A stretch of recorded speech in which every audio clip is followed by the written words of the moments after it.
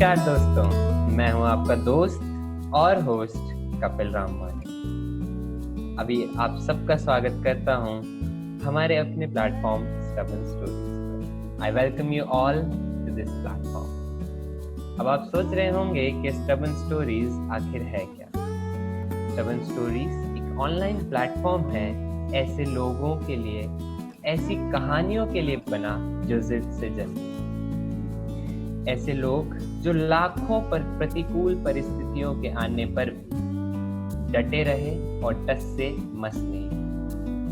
ऐसे ही लोग हैं जो इतिहास रच जाते। इन्हीं की कहानियां हम हर हफ्ते आपके साथ बांटते आए हैं और इसी क्रम में आज हम लेकर आए हैं डॉक्टर मरियम मेहर की कहानी। हमारे देश के पूर्व राष्ट्रपति और भारत के मिसाइल मैन डॉक्टर कलाम कहा करते थे कि सूरज की तरह चमकना चाहते हो तो पहले सूरज की तरह तपना होगा। कुछ ऐसी ही है हमारी डॉक्टर मरियम मेहर। ये सिंधी मेहर कम्युनिटी की पहली डॉक्टर है, या बेहतर कहूँ तो पहली पढ़ी लिखी बेटी। इनका सफर किसी भट्टी में तपने से कम नहीं है। और किसी ने ठीक ही कहा है कि मेहनत सफलता की पूंजी है, लेकिन आपकी सफलता के मायने अगर स्वयं के स्वार्थ से बढ़कर समाज की भलाई अपनी मातृभूमि के लिए हो तो आपकी मेहनत को रंग लाते देर नहीं लगती। डॉक्टर मरियम मेहर ने जिंदगी की हर परिस्थिति में अपने जज्बे, अपनी जिद और अपने आत्मविश्वास को अपनी कश्ती की पतवार बनाया। तो क्या आप तैयार हैं सुनने के लिए उनकी दास्तां? तो आइए मेरे साथ जोधपुर के एक गांव की छोटी छोटी गलियों में, जहां से मरियम जी का सफर शुरू। तो मरियम जी, आपका बहुत बहुत स्वागत है हमारे प्लेटफॉर्म पर। स्टबन स्टोरीज की ओर से आपका बहुत बहुत अभिनंदन करना चाहूंगा। तो मरियम जी, अपने बारे में कुछ बताइए हमारी ऑडियंस को। सबसे पहले थैंक यू कपिल जी। मेरा नाम डॉक्टर मरियम मेहर है। मैं एक डेंटिस्ट हूँ। रिसेंटली मैं अभी जैसलमेर जिले के पोखरण में प्रैक्टिस कर रही हूँ और मैं लालबुंद जीवनदाता समिति की जिला अध्यक्ष हूँ। और मैं प्रॉपर तो बाड़मेर के अजित गांव से बिलोंग करती हूँ। मेरे जीवन की शुरुआत ही वहीं से, बाड़मेर जिले के अजित गांव से हुई है और पोखरण डेंटल हॉस्पिटल की मैं अभी डायरेक्टर हूँ। जी जी जी, बहुत बढ़िया। तो आपके सफर की शुरुआत कहाँ से हुई? आज जो हसीन बुलंदियों पर आप हैं, तो इस सफर की शुरुआत कहाँ से? जीवन की शुरुआत या सफर की शुरुआत कही जाए तो वो मेरे बाड़मेर जिले के अजित गांव से हुई है। मेरा बचपन वहीं पे बीता है। जीवन के बहुत ही अमूल्य वर्ष मैंने वहां बिताए। एक ऐसा सफर जिसको मैं कभी भी भूलना नहीं चाहूंगी। चाह के भी वो वापस यादें जी नहीं सकती, पर उन यादों को जब भी याद करती हूँ तो मैं बहुत खुश हो जाती हूँ। आपका सफर कैसा रहा? कि गांव से निकलकर आपने गांव से निकले, या कैसा रहा आगे? शुरुआती जैसे जो प्राइमरी एजुकेशन होती है वो मैंने अपने ग्रामीण परिवेश में ही ली। वहीं के सरकारी स्कूल से, अपने मम्मी पापा से, वहाँ के मदरसे से। बहुत अच्छा था क्योंकि पूरे टाइम खेलना, खेतों में घूमना, मस्ती करना, बहुत ग्रामीण परिवेश एक ऐसा ही एक प्रकृति के बहुत करीब मैंने जीवन जिया है। बहुत अच्छा रहा। उसके बाद जब हम मेरे पिताजी क्या प्राइवेट वकील थे, तो वो जोधपुर शिफ्ट हो गए। तो वो चाहते थे कि हमारी पढ़ाई भी हो और हम लोग शहर में शिफ्ट हो जाए। तो वो लोग हमको उधर से गांव से शहर में लेके आए, जो मेरे लिए बिल्कुल ही विपरीत था। ग्रामीण परिवेश बिल्कुल अलग था और शहरी लाइफ में एकदम एडजस्ट होना मेरे लिए बिल्कुल ईजी नहीं था। बहुत टाइम लगा। पापा ने मेरे को प्राइवेट स्कूल में जब एडमिशन दिला दिया तो मेरा मन बिल्कुल नहीं लगता था कि स्कूल जाओ। पूरा ध्यान, दिल दिमाग गांव में ही जाता था। अपनी फैमिली को बहुत मिस करती थी। मैं चाहती थी कि मैं चाह के उड़ के भी वापस चली जाऊँ, या कैसे भी करके मुझे पापा वापस गांव छोड़ दे तो ये बेटर रहेगा।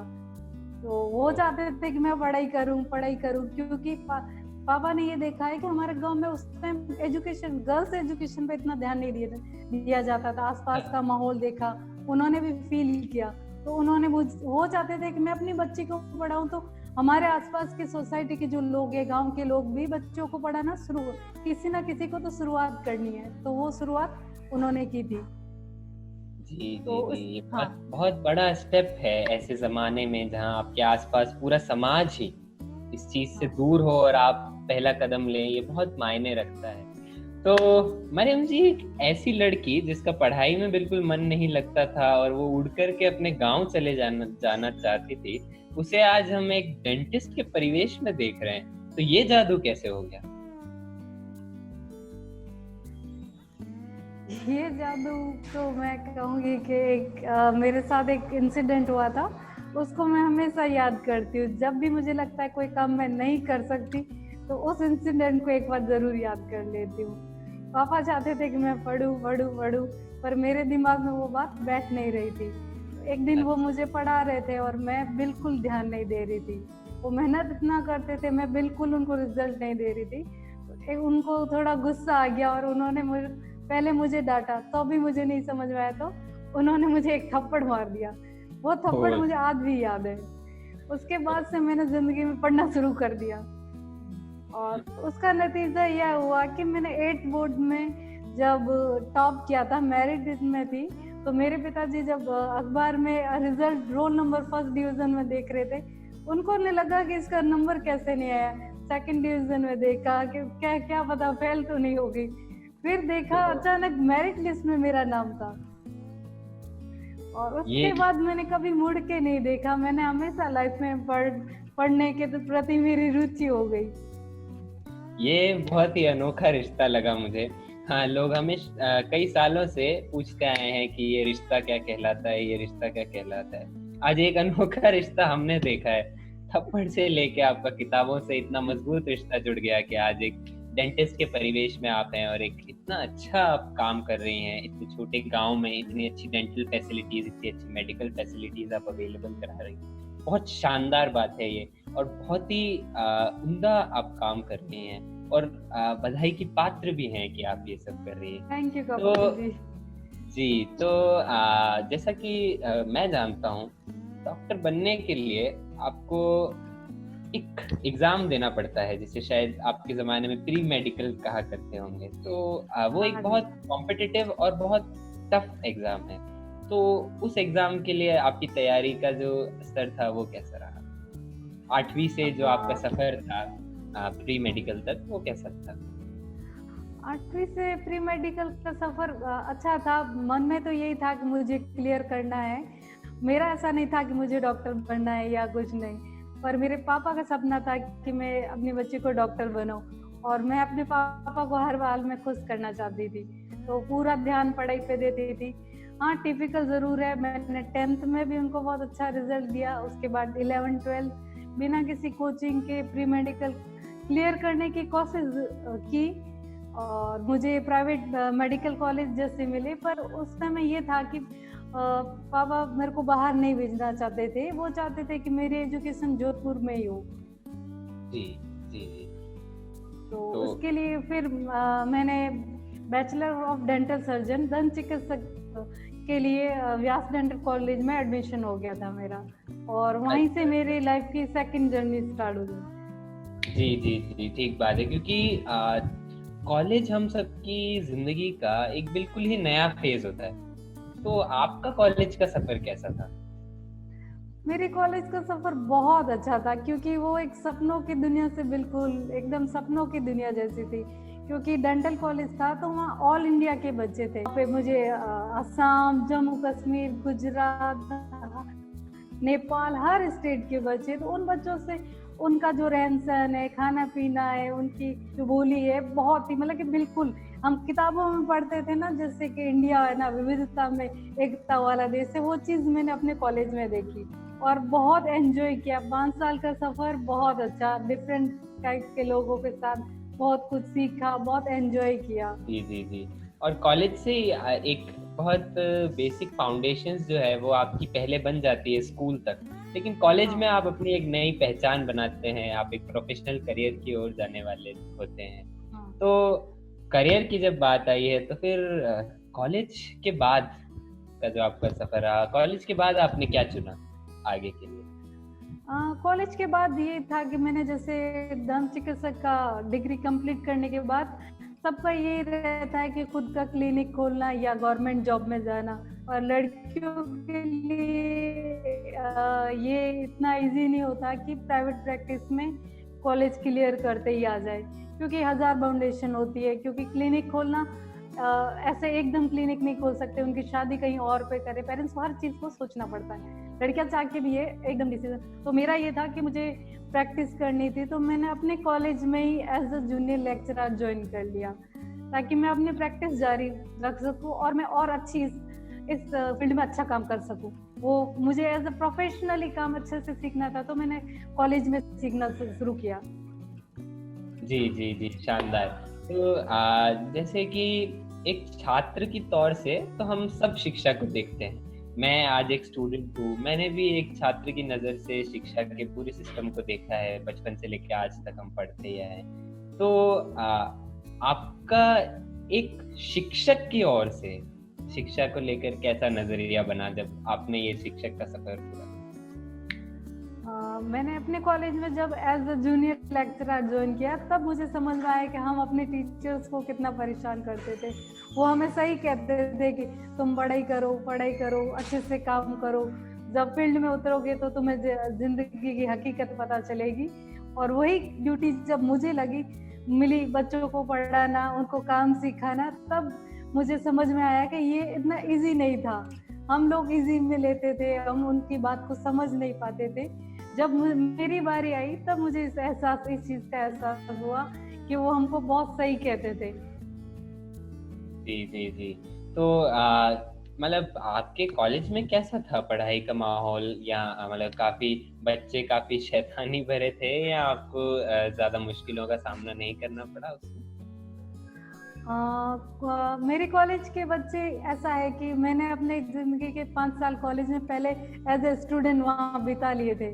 तो कॉलेज के बच्चे वही मेरे जूनियर थे, वही मेरे स्टूडेंट थे, और कॉलेज का एनवायरनमेंट से मैं पहले से ही एडजस्ट हुई थी, तो मेरे लिए इतना डिफिकल्ट नहीं रहा, क्योंकि मैं वहाँ की स्टूडेंट रही और उसके बाद एज ए प्रोफेशनली वहाँ काम करना, तो ये मेरे लिए बहुत ईजी रहा। ये मेरे पास प्लस पॉइंट था कि मैं एक नई जगह काम नहीं कर रही थी, मैं अपने ही घर में जैसे अपने ही कॉलेज में काम कर रही थी, जहाँ मैंने ऑलरेडी 5 साल बिता चुके थे।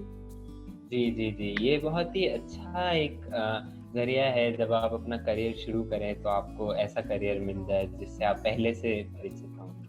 तो जी जी, बताइए।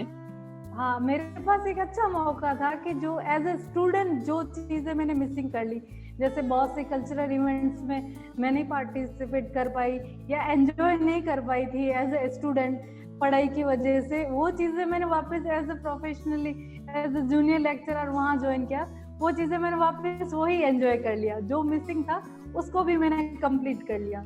दिल में मतलब ऐसी कोई ख्वाहिश नहीं थी जो अधूरी रह गई। वो जो कुछ भी था कि मेरे को अच्छा यार 5 साल में ये मिस किया, वो भी मैंने पूरा कर लिया था।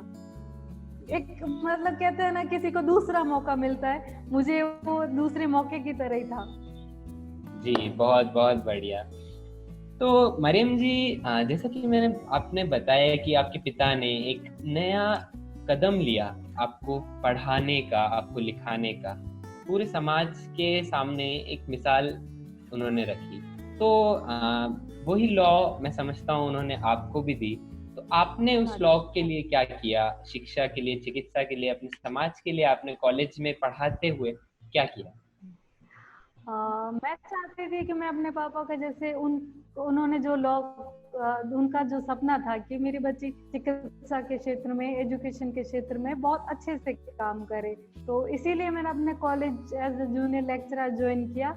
और मैं क्या पूरे टाइम हॉस्पिटल में रह के काम नहीं करना चाहती थी, मैं फील्ड में जाना चाहती थी, तो मैंने अपने कॉलेज का पब्लिक हेल्थ डिपार्टमेंट वो ज्वाइन किया, क्योंकि इस डिपार्टमेंट में सारे कैंप होते हैं, हमको बहुत अच्छी फैसिलिटी मिलती है। ग्रामीण परिवेश में जाना, लोग अलग अलग जगह पे कैंप अरेंज करना, वहीं पे उनका ट्रीटमेंट करना, उनकी स्क्रीनिंग करना, उनकी काउंसलिंग करना, बहुत मौका मिलता है लोगों के बीच में जाना, काम करना, उनकी प्रॉब्लम सुनना, और कॉलेज की तरफ से बहुत सारी फैसिलिटी मिलती है। तो मैं चाहती थी जैसे हमारे समाज के जो मदरसे हैं, स्कूल्स हैं, अंध चिकित्सालय है, अनाथ आश्रम है, जहाँ जहाँ पर इतनी अच्छी फैसिलिटी नहीं मिल पाती थी, मैंने उन चीज़ों को सेलेक्ट किया कि मुझे इन जगहों पे कैंप अरेंज करने हैं और इनको बेनिफिट करना है। इसके लिए मैं वहाँ से परमिशन लेटर लेके आती, अपने कॉलेज से अप्रूवल लेती, कैंप अरेंज करती और वहाँ पे काम करती। तो मुझे कॉलेज की तरफ से बहुत अच्छा सपोर्ट मिलता था, क्योंकि मुझे डॉक्टर्स की पूरी टीम मिलती थी, मुझे अकेले काम नहीं करना पड़ता था। उन सब का ट्रीटमेंट फ्री ऑफ कॉस्ट होता था, उनको बहुत अच्छी काउंसलिंग होती थी, उनको और कोई दिक्कत आती थी तो भी हमारे हॉस्पिटल की तरफ से पूरी फैसिलिटी प्रोवाइड होती थी जी। और ये मेरे लिए बहुत अच्छा एक्सपीरियंस रहा होगा, मैं समझ पा रहा हूँ। बहुत अच्छा एक्सपीरियंस रहा। जी जी, क्योंकि फील्ड पर काम करना बिल्कुल ही अलग है, क्योंकि चिकित्सालय तक तो सिर्फ वही लोग पहुंच पाते हैं जो उतने अवेयर हैं, जो उतने समृद्ध हैं कि वो चिकित्सालय तक आ सकें। लेकिन जब आप चिकित्सालय को ही उठाकर जरूरतमंद लोगों के पास लेके चले जाते हो, हर कोई तो, आपके पास नहीं आ सकता, इतना उनको पता भी नहीं होता है। दंत चिकित्सक एक ऐसा फील्ड है कि हर कोई इसको इतना प्रायोरिटी नहीं देता है। ओरल हाइजीन इंडिया में एक सेकेंडरी थिंग है, बाकी चीजों पे पहले ध्यान जाता है, इसको तो वो सेकेंडरी थिंग समझते हैं, इतना प्रायोरिटी नहीं देते। जी जी जी, ठीक बात है। और वैसी चीज को जब आप जरूरतमंद लोगों के पास लेकर जाते हैं तो उनसे एक अच्छा रिसेप्शन मिलना बिल्कुल स्वाभाविक है, उन्हें इस चीज की बिल्कुल जरूरत है। और बच्चों के बीच में आपका कैसा रहा एक्सपीरियंस जब आप मदरसों में मूक बधिर विद्यालयों में जब आप गए, तो बच्चों के बीच में ओरल हाइजीन का लेक्चर देने का कैसा था आपका एक्सपीरियंस? उनको कैसे आप हैंडल करते हैं? बच्चों के बीच बहुत अच्छा रहा, क्योंकि बच्चों जैसे अनाथ आश्रम के बच्चे हैं, मदरसे के जो बच्चे हैं, अंध विद्यालय के जो बच्चे हैं, मैंने एक चीज नोटिस की थी कि नॉर्मल जो स्कूल्स के बच्चों से अंध चिकित्सालय वाले अंध विद्यालय के जो बच्चों का जो ओरल हाइजीन था बहुत अच्छा था, वो और ज्यादा एक्स्ट्रा केयर करते थे। तो मेरे लिए ये सरप्राइज थिंग थी, मुझे लगा कि ये लोग इतना कैसे करते हैं। और मैं जब वहां जाती थी स्कूल में बच्चों को खेलते हुए देखा तो मैं सोचती थी कि ये बिना देखे, मतलब इनको कैसे पता चल रहा है कि मुझे इधर जाना है, क्रिकेट खेल रहे हैं, वो एंजॉय कर रहे हैं, उनको इतना मतलब काउंसलिंग करने के मुझे अलग अलग जगह होता है ना। तो अंध विद्यालय मेरे लिए एक बहुत सरप्राइज, मैंने वहाँ चीजों को सीखा। जैसे वो क्रिकेट खेल रहे थे वो बच्चे, तो मुझे नहीं पता था कि मतलब किस लॉ पे खेल रहे हैं। जैसे ही बॉल आती वो उसे बैट उठाया और सीधा उन्होंने छक्का या जो भी रन मारने होते मारते। तो मैंने उनके टीचर्स से बात की तो उन्होंने कहा कि बच्चा देखो, भगवान हर किसी ना किसी को सब कुछ नहीं देता, कुछ ना कुछ अगर कमी रह जाती है तो उसके बदले में एक्स्ट्रा जरूर कुछ देता है, और इन बच्चों के पास एक्स्ट्रा गिफ्ट है ये चीज। तो कभी भी कहीं पे भी जाओ, आज आप यहाँ आए हो, कहीं और जाओगी, ये मत सोचो कि इन बच्चों के पास ये कमी है, उस कमी को भगवान ने कहीं और पूरा कर लिया है। तो ये चीज मेरे लाइफ में बहुत बड़ी चीज है जो मैंने सीखी थी, और ये चीज मैं नहीं कभी नहीं सीख पाती अगर मैं फील्ड में अलग अलग जगह अलग अलग लोगों के बीच में नहीं जाती। जी, फील्ड में काम करने का यही एक फायदा भी है, और यही एक इम्पॉर्टेंट चीज है कि आपको ऐसी चीजें सीखने को मिलती हैं जो शायद एक क्लिनिक के अंदर बंद रह करके और एक कमरे में बैठे बैठे आप नहीं सीख सकते। तो वो शायद किताबी ज्ञान से भी नहीं मिलता, किताबों से आप सिर्फ नॉलेज गेन कर सकते हो, एक्सपीरियंस आपको फील्ड में उतरने से आएगा। जी जी जी, बिल्कुल सच बात है। तो मरियम जी, यहाँ तक तो एक बहुत हंसी सफर आप लेकर चली हैं, और साथ में इतना बुलंद इरादा कि मैं अपने समाज के लिए, अपने समाज में जो लोग हैं उनकी चिकित्सा पे, उन्हें शिक्षा के लिए प्रेरित करूं कि आप एक ऐसी बेटी थी जो आगे आ सकी। तो इसके आगे आपका सफर कैसा था, क्या मोड़ लिए आपके जीवन में? इसके आगे का सफर एकदम अलग था, क्योंकि अब तक मैं एक शहरी लड़की बन चुकी थी, बहुत अलग अलग फील्ड में काम करना, अलग अलग जगह घूमना। 2018 में मेरी जिंदगी वापस पलट चुकी थी, क्योंकि क्योंकि जैसे मैं शहर से वापस ग्रामीण परिवेश में मुझे जाने का वापस मौका मिला। मेरी शादी जैसलमेर जिले के पोखरण तहसील में गोमट में हुई थी। तो एक मेरे लिए मौका था वापस ग्रामीण परिवेश को जीने का, और मैं इसके लिए बिल्कुल तैयार थी, क्योंकि मेरे लिए बिल्कुल डिफरेंट नहीं था, क्योंकि मैंने अपना बचपन ग्रामीण परिवेश में बिता चुका था।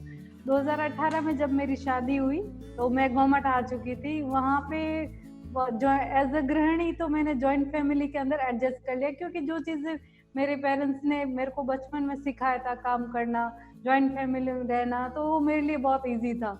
वहाँ के लोगों ने मेरा तहे दिल से वेलकम किया। गांव के लोग बहुत खुश थे, मेरी फैमिली बहुत खुश थी कि हमारे गांव में इतनी अच्छी और पढ़ी लिखी बच्ची आई है, जो कम से कम हमारे बच्चों को पढ़ाएगी। काम ना करे तो कोई बात नहीं, हमारे बच्चों को तो जरूर पढ़ाएगी, क्योंकि एक पढ़ी लिखी लड़की 2 घर सुधार सकती है। तो वो मेरे सामने उनका यही था कि ये जरूर ये काम करेगी। ये काम तो मैंने बहुत अच्छे से कर लिया था। फिर मेरे लिए यही था कि वापस अपने करियर को वापस शुरुआत करना।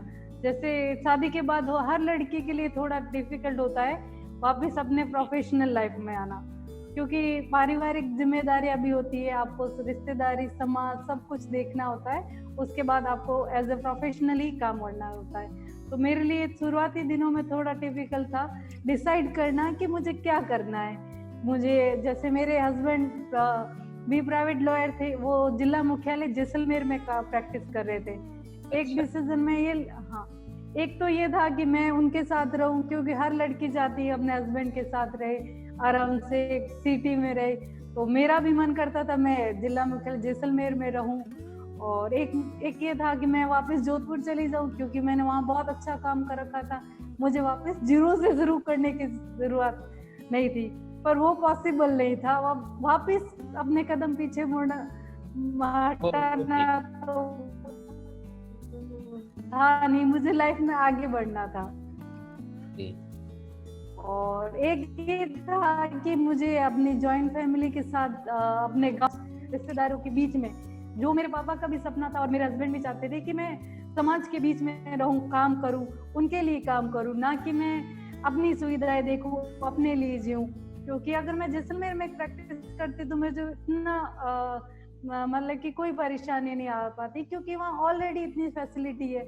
मुझे भी बहुत अच्छी फैसिलिटी मिल जाती, मेरे हस्बैंड का वहाँ पे वो मेरे साथ रहते। पर मुझे जो आज जो पहचान मिली है, जो सब कुछ सीखा है अपने समाज के लिए मैं जो कर रही हूँ, वो चीजें मैं शायद मिसिंग हो जाती। मैं शायद जैसलमेर में रहती तो अपने लिए जीती। अभी मैं जो काम कर रही हूँ, जो कुछ भी कर रही हूँ, जो प्रयास कर रही हूँ, वो सब कुछ, जैसा कि मेरे पापा का भी सपना था मैं अपनों के लिए, अपने क्षेत्र के लिए काम करूँ, और हस्बैंड भी यही चाहते थे। तो 1 साल लगा मुझे सब कुछ डिसाइड करने में, पर फाइनली डिसीजन मेरे हस्बैंड ने मुझे एज ए फ्रेंड बहुत सपोर्ट किया। उनकी वजह से मैंने डिसाइड कर लिया कि मुझे पोखरण ही अपना प्रैक्टिस के लिए चुनना पड़ेगा, ये मेरे लिए बेस्ट है। और कहीं ना कहीं पापा का भी सपना पूरा करना था, तो दोनों को खुश रखने के लिए मैंने, और मेरे को भी समझ में आ चुका था कि मेरे लिए पोखरण बेस्ट रहेगा काम करना है, क्योंकि यहाँ के लोगों को ज्यादा जरूरत है। यहाँ इससे पहले एक ही डेंटल क्लिनिक था, वहाँ पे भी इतनी मल्टी स्पेशलिस्ट डेंटल फैसिलिटी नहीं थी, मेडिकल्स की भी इतनी अच्छी फैसिलिटी नहीं थी, ना ही एजुकेशन का इतना अच्छा माहौल था। क्योंकि मैं चाहती थी कि हमारे समाज में बच्चों के एजुकेशन पे लोगों का और ज्यादा ध्यान जाए। हाँ, ध्यान जरूर है, पर और अच्छे से जाए। और शुरुआती 1 साल में, जैसे मैंने जैसलमेर में जब तक मेरे पास काम नहीं था, कुछ दिन के लिए मैंने प्राइवेट क्लिनिक्स में काम करना शुरू किया, ताकि मैं अपने फील्ड से ना हटूं, एज अ गृहिणी काम ना करूं। मेरे को अपना प्रोफेशन को भी कैरी ऑन जारी रखना था। तो मैंने वहाँ पे क्लिनिक्स में भी काम किया। उसके बाद जैसे जैसे मैं लोगों से मिलती, तो मेरे ही लोग मेरे अपने चाहते थे कि वो जैसा मैंने अच्छे से पढ़ाई करी है तो बाकी बच्चे भी अच्छे से पढ़े। उनको इतना टाइम नहीं होता था बच्चों के एजुकेशन पे ध्यान देखना, तो जो भी मिलता मुझसे बहुत खुश होता कि चलो वकील साहब ने इतना अच्छा बच्ची को पढ़ाया है। एक जहाँ पे लड़कों के एजुकेशन पे भी इतना इन्वेस्टमेंट नहीं होता, किसी ने अपनी बच्ची के ऊपर इतना इन्वेस्टमेंट किया है, तो वो चाहते थे कि मैं उनके बच्चों को पढ़ाऊं। तो मुझे भी बहुत, क्योंकि मैं as a junior lecturer college में 3 साल काम कर चुकी थी, पढ़ाने का शौक भी था, तो मैंने पढ़ाना भी वहाँ पे शुरू कर दिया। बच्चों का बेसिक फाउंडेशन होता है, जैसे उनको शुरुआती एजुकेशन का अच्छे से पढ़ाना, ताकि हर कोई ज्यादा महंगे स्कूल्स या प्राइवेट स्कूल अफोर्ड नहीं कर सकता। और इस एरिया में मैंने देखा नवोदय मॉडल स्कूल्स थे, तो मैं चाहती थी कि उनका बेस तैयार हो जाए तो आगे के जो भी है ये अपने आप अपना देख लेंगे। तो उनको मैं नवोदय स्कूल या मॉडर्न स्कूल्स की एंट्रेंस क्लियर कर सके, तो मैं बहुत खुशी से पढ़ाती थी। और 2019 अगस्त में डिसीजन हो गया था मेरा क्लिनिक खोलने का पोखरण के अंदर ही, तो मैं वापस पोखरण आ गई। बहुत कमाल की बात है मरियम जी कि आपने एक सिटी की फैसिलिटीज को छोड़ा, अपने पति के साथ को छोड़ा, और उसके बाद भी आपने वो चुना जो आपके समाज के लिए बेस्ट था। और यहाँ मैं आपकी जिद देख पा रहा हूँ, आपका जज्बा देख पा रहा हूँ अपने समाज की बेटियों के लिए काम करने का, अपने समाज के लोगों के लिए काम करने का, उन्हें वो सुविधाएं देने का जो उन्हें यूं नहीं मिल पाती। और आप ही जैसे लोगों के लिए आज हमारा ये प्लेटफॉर्म है, उन लोगों के लिए जो अपनी जिद से खुद की नहीं औरों की भी जिंदगियां बदल दें। तो बहुत कमाल की बात है कि आपने पोखरण को चुना, जैसलमेर को छोड़कर, जोधपुर को छोड़कर, सभी छोड़कर आपने पोखरण को चुना और बच्चों को भी पढ़ाना शुरू किया, जो कि एक डॉक्टर के लिए बहुत ही डिफिकल्ट होता है, क्योंकि आपको डॉक्टर का जो काम है वो बहुत मुश्किल होता है, और उसके साथ में एक टीचर का रिस्पॉन्सिबिलिटी। बहुत कमाल की बात है मरियम जी, बहुत शानदार। तो जब आपने डिसीजन लिया कि अब पोखरण को ही अपना बेस बनाना है, तो कितना मुश्किल था यहाँ पर कुछ सेटअप करना, क्योंकि यहाँ डेंटल क्लिनिक तो पहले से था नहीं जहाँ पे फैसिलिटीज हो। फिर आपने कैसे यहाँ पे सब कुछ सेटअप किया और आज एक डायरेक्टर हैं आप, तो कैसा सफर था ये डायरेक्टर बनने तक? डायरेक्टर बनने का सफर आसान तो नहीं था, टिपिकल था, पर मेरे हस्बैंड का सपोर्ट, मेरी फैमिली का सपोर्ट मेरे साथ बहुत था। उनका ही सपोर्ट था, उनका विश्वास था कि ये बहुत अच्छा करेगी। तो ये उन्हीं के विश्वास को उन पे मैं खरा उतर पाई, और मैंने अपना पोखरण डेंटल हॉस्पिटल का स्टार्ट किया अगस्त में। इसके लिए कोई भी काम करना इतना इजी नहीं होता, इसके लिए आपको 1000 तैयारी करनी पड़ती है। जैसे फाइनेंशियली आपको देखना पड़ता है, आपको मेंटली भी प्रिपेयर होना पड़ता है। मरियम जी, आपने एक बहुत ही मुश्किल निर्णय लिया पोखरण वापस लौटने का, तो मैं जानना चाहूंगा कि इस निर्णय के पीछे आपकी प्रेरणा क्या थी?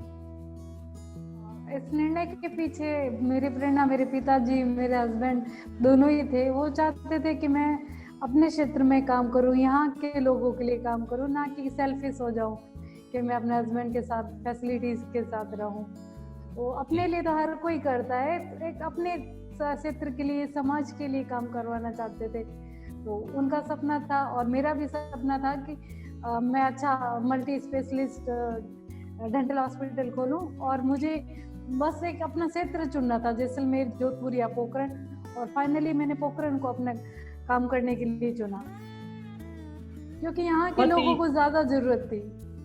जी मैम, पोखरण डेंटल हॉस्पिटल का जो आपने एक हसीन सपना देखा, उसे हकीकत में बदलने में आपको कैसा सफर झेलना पड़ा? क्या चुनौतियां आई, क्या दिक्कतें आपके सामने आई, और क्या आपको सीखने को मिला? पोखरण डेंटल हॉस्पिटल को शुरू करने का जो सपना था, उसको पूरा करना इतना आसान नहीं था, क्योंकि इसके लिए फाइनेंशियली, मेंटली, फिजिकली आपको सब तरह से तैयार रखना था। और एक मैंने क्षेत्र भी ऐसा चुना था जहाँ पहले से सिर्फ एक क्लिनिक था, और मुझे मल्टी स्पेशलिस्ट डेंटल हॉस्पिटल खोलना था। इस अकेले मैं काम नहीं कर सकती थी, मुझे स्टाफ की जरूरत थी, अपनों के सपोर्ट की जरूरत थी, फाइनेंशियल भी सपोर्ट की जरूरत थी, और एक ऐसे एरिया में काम करना भी बहुत, जहाँ पहले से वो एरिया पिछड़ा हुआ है। तो मुझे मेरे घर से, मेरे हस्बैंड से, फादर से, मेरे अपनों से बहुत सपोर्ट मिला। उसी के बदौलत मैं इस सपने को हकीकत में पूरा कर पाई। फाइनेंशियली मेरे लिए मेरे पिताजी ने मुझे गिफ्ट के तौर पे जो डिग्री दी थी, वो ही मेरे लिए काम आई। उसी के बेसिस पे मुझे इजीली लोन मिल गया। उसके जैसे कोई काम करना आप स्टार्ट करते हो तो आपके साथ लोग अपने आप जुड़ेंगे। अगर आप नेक काम कर रहे हो तो लोग अपने आप जुड़ेंगे। कुछ मेरे साथ भी ऐसा ही हुआ, खुदा ने मेरे लिए रिश्ते अपने आप खोल ले। फाइनेंशियली मुझे बैंक से सपोर्ट मिल गया, स्टाफ मुझे, जो मेरे सीनियर्स डॉक्टर्स थे मेरे कॉलेज से, मुझे उनका बहुत सपोर्ट मिला। स्पेशलिस्ट उन्होंने आने के लिए तैयार हो गए, मुझे स्टाफ जोधपुर से भी मिल गया। आज उनके सपोर्ट की वजह से मेरा डेंटल हॉस्पिटल चालू हो गया और लोगों को अच्छी मेडिकल फैसिलिटी देनी थी, इसलिए मैंने जो यहाँ पे फैसिलिटीज नहीं थी, जो जैसे स्किन है, ऑर्थोपेडिक्स है या दूसरी जो जो चीजें मुझे लगी, मैंने स्टार्ट किया। ताकि काम करना जब स्टार्ट करते हैं तो आपको धीरे धीरे और लोग जुड़ते जाते हैं। तो मेरे साथ आईज स्पेशलिस्ट भी जुड़ते गए, ऑर्थोपेडिक जुड़ते रहे, स्किन स्पेशलिस्ट जुड़ते रहे। और किसी संस्थान को शुरू करने के बाद शुरू होता है कि लोग एकदम आपसे नहीं जुड़ते, तो मैंने लोगों के पास जाना शुरू करा। जब लोगों को पता चलेगा तब लोग आपसे जुड़ेंगे कि भाई यहाँ ऐसी ऐसी सुविधा भी उपलब्ध है हमारे एरिया में। तो जब कैंप में मैं जाती तो लोगों ओरल हाइजीन के प्रति जो समस्या होती उनको तो मैं सॉल्व करती ही, इसके अलावा दूसरी समस्या लेके भी ग्रामीण क्षेत्र की महिलाएं, क्योंकि मैं लेडी डॉक्टर थी तो मेरे पास महिलाएं भी स्पेशली आती, उनको दूसरी बहुत सी दिक्कतें होती, तो चाहे वो किसी भी संबंधित हो, टेंशन हो या कुछ फिजिकली मेंटली जो भी प्रॉब्लम होती वो तो बहुत आराम से मेरे से डिस्कस करती। तो उनसे बात करने से ही मुझे पता चलता था कि ये प्रॉब्लम्स है। तो ज्यादा कुछ नहीं, पर मैं हमेशा यही कोशिश करती थी कि मैं एक जरिया बनूं, उनकी किसी भी तरह मदद कर पाऊं। कुछ जैसे बहुत सी चीजें, जैसे यहाँ फ्लोराइड एरिया था तो लोगों को हड्डियों से संबंधित बहुत सारी दिक्कतें होती थी। रामदेवरा मेले के ड्यूरिंग बहुत ज्यादा गैदरिंग होती थी तो स्किन की बहुत ज्यादा दिक्कत होती थी, ये फैसिलिटी यहाँ नहीं थी। तो मैंने जोधपुर से, जैसलमेर से डॉक्टर से कांटेक्ट किया और स्पेशलिस्ट को अपने हॉस्पिटल जैसे उनको इनवाइट करना शुरू किया ताकि वो भी अपनी सेवाएं दे सके। और जो लोग रियली काम करना चाहते इस एरिया में, लोग अपने आप मेरे से जुड़ते रहे और इसी तरह मैं एक जरिया बनी, मेरे साथ लोग जुड़े और यहाँ के लोगों को धीरे धीरे काफी सुविधाएं मिलने लगी।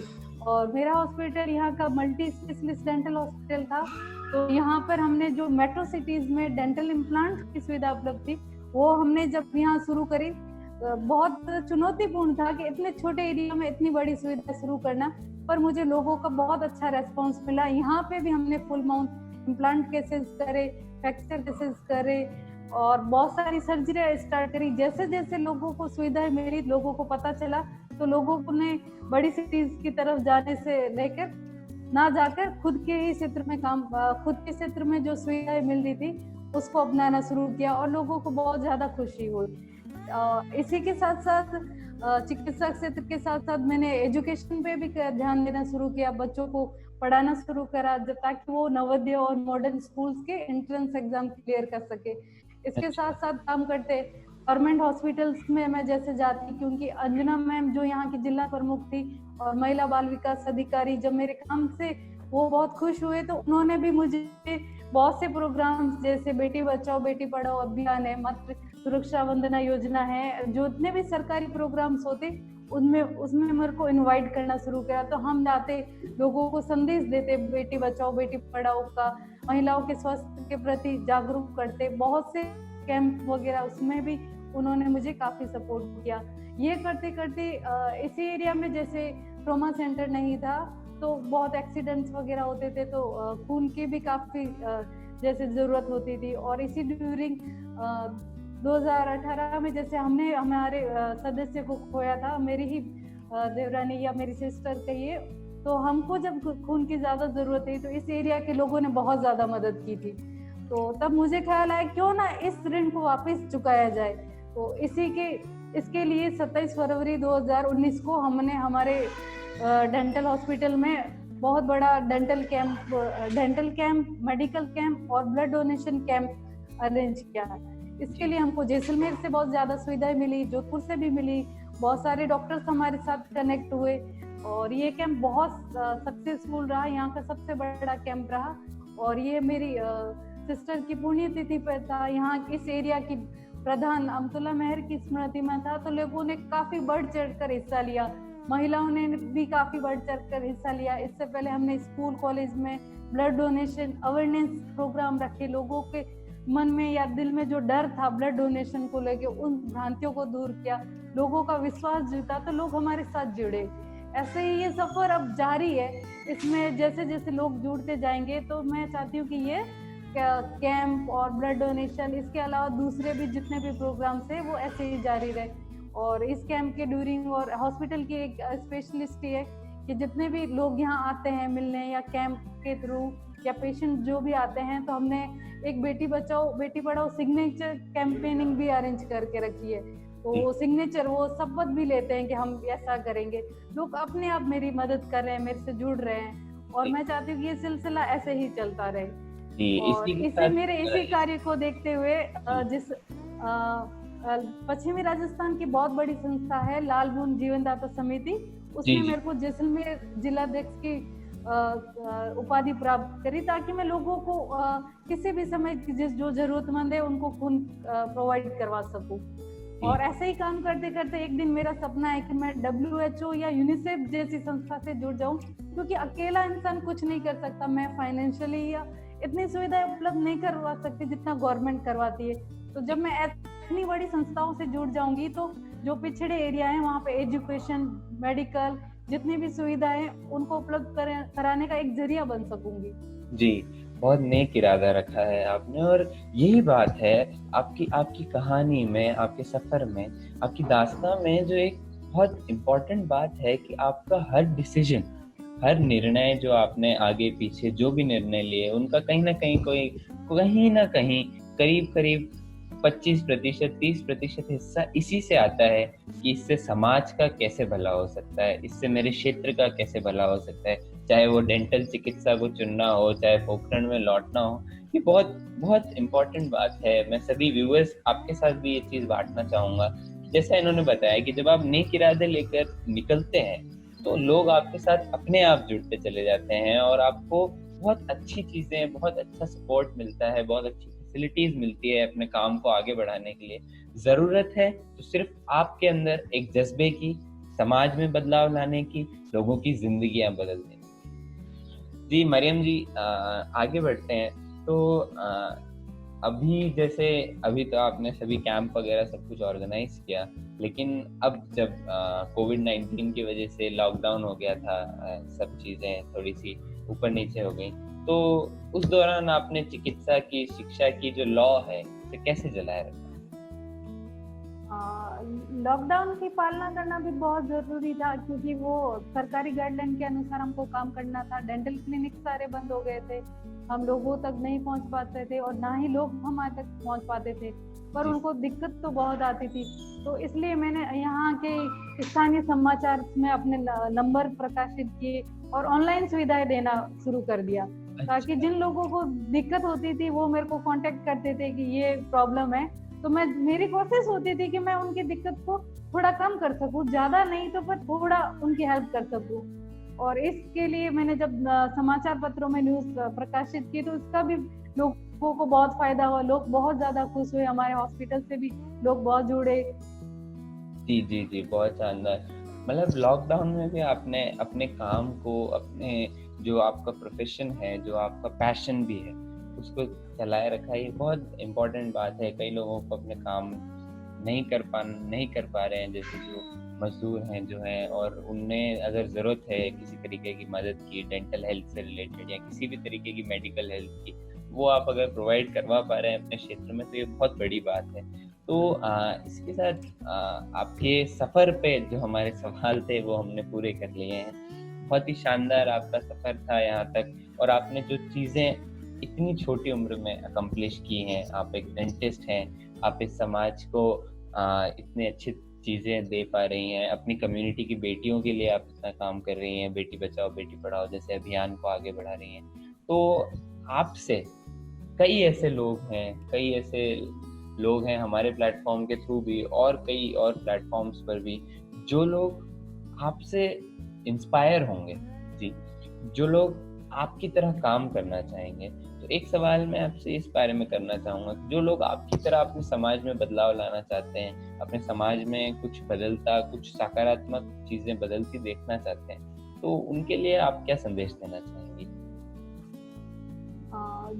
जो लोग इसी तरह के काम करना चाहते हैं, मैं उनको सिर्फ एक यही संदेश देना चाहूँगी कि अगर आपके मन में काम करने की इच्छा है, तो आप शुरुआत शुरू तो करो, काम अपने आप होंगे, लोग आपसे जुड़ेंगे, आपके इरादे नेक होने चाहिए और दिल में मेहनत और लगन होनी चाहिए, आपके काम अपने आप बनेंगे। क्योंकि जब आप मन में कुछ करने की ठान लेते हैं तो आप सफल होंगे असफल होंगे ये कुछ भी कोई फर्क नहीं पड़ता। जब आप काम करेंगे ही नहीं तो आप जब काम करना शुरू करोगे तो गलतियां भी होगी, आप लोगों से सीखोगे, लोग आपसे जुड़ेंगे। तो मेरा लोगों से या यहाँ के युवाओं से यही अपील है कि आप भी ऐसे कार्य के लिए जुड़ो, तैयार रहो हमेशा, क्योंकि अपने लिए तो हर कोई जीता है, अपने क्षेत्र के लिए, अपने एरिया के लिए, अपने समाज के लिए थोड़ा उनके लिए भी टाइम निकालो, उनके लिए भी सोचो। जब आप सोचना शुरू करेंगे तो जैसे एक अकेला कुछ नहीं कर सकता, तो आपके साथ और लोग भी जुड़ेंगे तो एक पूरी टीम मिल जाती है। एक अकेला काम करता और एक पूरी टीम वर्क तो एक समाज को एक अलग ही रूप में बदल सकता है, समाज को अलग तरह से चमका सकता है। वो देश हित के लिए भी होगा, समाज हित के लिए भी होगा और कहीं ना कहीं हमारे लिए भी होगा, क्योंकि अपने समाज का या देश का भला करके हम खुद का भी कहीं ना कहीं भला ही कर रहे हैं। जी, बहुत खूबसूरत बात आपने जो कही कि आप एक बार शुरू तो करिए। मैं हमारे व्यूअर्स को, हमारी ऑडियंस को भी ये संदेश देना चाहूँगा कि आप शुरू करेंगे तो आगे चीज़ें अपने आप बढ़ेंगी, जो भी चीज़ें बदलाव आएंगे वो सब अपने आप आएंगे, आपको कुछ करने की ज़रूरत नहीं पड़ेगी, आपके साथ लोग जुड़ेंगे, आपके दिल में लगन होनी चाहिए। थोड़ी मुश्किलें आपको भी झेलनी पड़ेगी, सभी को झेलनी पड़ती हैं, लेकिन आपकी ज़िद, आपका जोश वही आपका सहारा है और आप चाहें तो पूरा समाज बदल सकते हैं। बहुत खूबसूरत बात आपने कही। अच्छा, एक और बात जो मैंने देखी, आप इतनी पढ़ी लिखी होने के बावजूद वापस अपने क्षेत्र में लौट कर आए। ऐसा नहीं था कि आप अपने क्षेत्र में काम नहीं किया या बाहर पढ़ाई के हिसाब से आप बाहर चली गई या कुछ और, तो ऐसा आपने कैसे किया? या मतलब बहुत सारे युवा होते हैं जो पढ़ाई लिखाई के बाद छोड़कर चले जाते हैं, और मैं कहीं ना कहीं समझ पा रहा हूँ कि ये जो चीज़ें हैं ये आपकी परवरिश से आती हैं। तो आप इन युवाओं के लिए या माता पिता के लिए क्या संदेश देना चाहेंगी जिनके जो पुत्र हैं या पुत्री है वो पढ़ करके और जब अपने सपनों की उड़ान लेते हैं तो अपना क्षेत्र, अपनी मिट्टी कहीं ना कहीं वो छोड़ देते हैं, उन लोगों के लिए आप क्या संदेश देना चाहेंगे? सबसे पहले तो मैं अपने माता पिता को थैंक यू बोलूंगी कि उन्होंने मेरी परवरिश इतनी अच्छी की, मुझे इतनी अच्छी एजुकेशन दी, और इसके साथ साथ उन्होंने मेरे को अपनी मिट्टी से जोड़े रखा, अपने संस्कारों से, अपने परिवार से, समाज से, उनसे जुड़ा। वो कहीं ना कहीं उन्होंने ही ये लगाव करना जारी रखा था, उनका ही मेहनत थी जिसके लिए आज मेरी सोच वैसी है। उन्होंने मेरे को इसी तरह पाला पोसा, मेरी सोच भी उसी तरह से विकसित की। तो मेरी ये बाकी सभी माता पिता से भी अपील है कि आप अपने बच्चों पे विश्वास करो। आप एक बार उन पे विश्वास करेंगे तो आपके बच्चों में इतनी कैपेसिटी है, इतनी काबिलियत है कि वो एक दिन है ना दुनिया बदल देंगे। चाहे वो कोई क्षेत्र हो, मेडिकल क्षेत्र हो, एजुकेशन क्षेत्र हो। मैं ये नहीं कहती आप डॉक्टर ही बनाओ, इंजीनियर ही बनाओ। सबसे पहले जरूरी होता है आप अपने बच्चे को एक बहुत अच्छा इंसान बनाओ, उसकी सोच अपने देश के लिए हो, अपने समाज के लिए हो, अपने परिवार के लिए हो, कि वो सबसे पहले अगर कामयाब और एक अच्छा इंसान बन गया तो डिग्रियां तो कहीं से भी कैसे भी हासिल की जा सकती है। एक डिग्री मात्र होना भी जरूरी नहीं होता कि आप सफल इंसान हो। आपके पास अच्छी डिग्री है तो आप एक सफल हो। आप ये एक सफलता का एक परिचय नहीं है। इसके लिए जरूरी होता है कि आप अपने परिवार के लिए, समाज के लिए कुछ भी, मैं ये नहीं कहती बहुत बड़े बड़े काम करो, आपके छोटे छोटे प्रयास भी कहीं ना कहीं समाज को बहुत भला कर सकते हैं। जी, बहुत खूबसूरत बात आपने एक बार और हमें बता दी है। मैं खूबसूरत वर्ड का काफी इस्तेमाल कर रहा हूँ। ये बहुत एक गंभीर भी बात है कि हमारे देश की एक बहुत बड़ी विडंबना कि हमारा यूथ जो है अपने क्षेत्र को छोड़कर आगे बढ़ने के लिए जब दूसरे शहरों की ओर, दूसरे जगहों की ओर माइग्रेट करता है, तो ये चीज़ कहीं ना कहीं हमारे देश के लिए एक विडंबना की तरह है। और आपका मैसेज मैं बिल्कुल हमारे व्यूअर्स को भी कहना चाहूँगा, जो भी माता पिता हमें देख रहे हैं, प्लीज़ आप भी इस बात को समझें कि अब आप उन्हें अपनी ज़मीन से, अपनी जड़ों से जुड़े रहना सिखाएं, और साथ में उनके मन में ऐसा भाव आए कैसे भी कि वो अपने समाज के लिए, अपने परिवार के लिए, अपने देश के लिए कुछ करने की सोचे, खुद के स्वार्थ को कहीं थोड़ा सा साइड पे रख कर भी अगर उन्हें सोचना पड़े तो वो सोच सके। तो ये थी हमारी बातचीत डॉक्टर मरियम मेहर के साथ, जो अपनी किरणों से समाज की अंधेरी राहों को रोशन करती आ रहे हैं। अगर आप पढ़ना चाहते हैं इनकी कहानी तो ज़रूर विजिट कीजिए हमारी वेबसाइट www.stubbornstories.com। और अगर आपकी कहानी में है कुछ अलग, कुछ ऐसी जिद, कुछ ऐसा जज्बा जो औरों में जोश और जुनून जगा सकता है, तो ज़रूर हमसे जुड़िए। दोबारा आपको सिर्फ हमारी वेबसाइट पर जाकर www.stubbornstories पर जाकर के आपको सिर्फ एक बार हमें कांटेक्ट करना है। उसके आगे की कहानी, आपकी कहानी में अगर ऐसा जज्बा है, ऐसा जोश है और आपकी कहानी जन्मी है जिद से, तो हम ज़रूर आपसे मिलेंगे। इसी के साथ विदा लेना चाहूँगा। हम लौटेंगे दोबारा ऐसी ही जिद से जन्मी कहानियाँ लेकर जो आप में भरे जोश और जुनून। नमस्कार।